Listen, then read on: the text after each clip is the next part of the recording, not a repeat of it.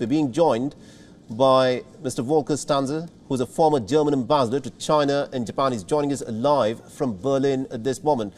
Now, Ambassador, we've witnessed this horrific conflict that is now dragged on for about a fortnight now.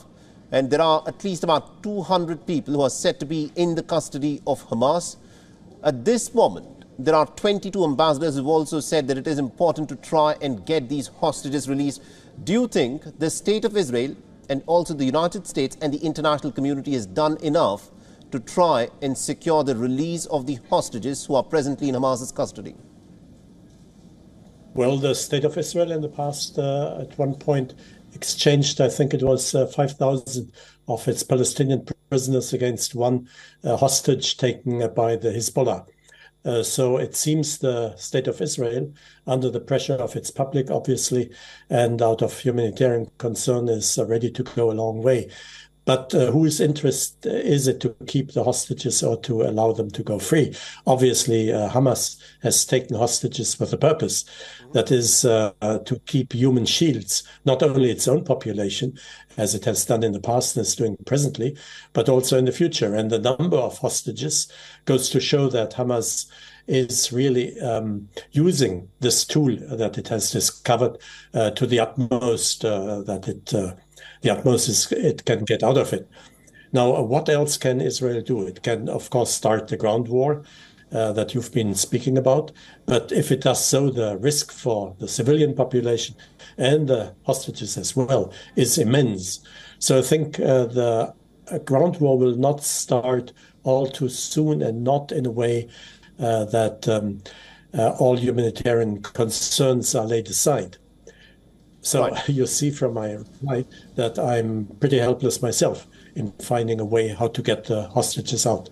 Now, do you think at this point of time can any negotiations be held? Because at this point of time, what is happening is Israel, as a part of its strategy, has carried out its relentless campaign of air raids and air bombings on the Gaza Strip. The death toll continues to rise.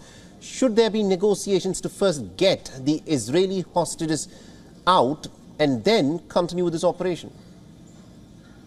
Well, the Israeli hostages and the international hostages, of course. That is why you have so many ambassadors involved in this effort to commence negotiations with Hamas.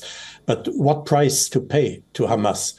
Hamas would have to give up its human shields, and then it would be subject to even more relentless fights and aggressions by Israel. Right. And do you think Israel would forego the possibility to decapitate Hamas, as it has called its objective? I think the price that Hamas would have to ask for giving the hostages free is too high for the international community to pay. All right. My last quick final question to you, Ambassador, because we're running out of time, is, there have been indications that this war could in fact spiral well beyond the boundaries of Gaza Strip.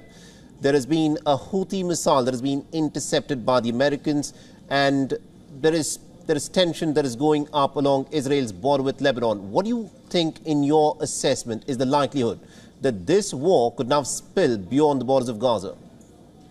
That would be in the interest of Hamas. It would not be in the interest of Hezbollah. And it would also, I think, not be in the interest of Iran, because it would involve the Americans, and that would make the war go to another level, which would be extremely risky for the parties involved. So I do not think there is a danger, of course, of the enlargement of the war, but I cannot see it come right around the corner.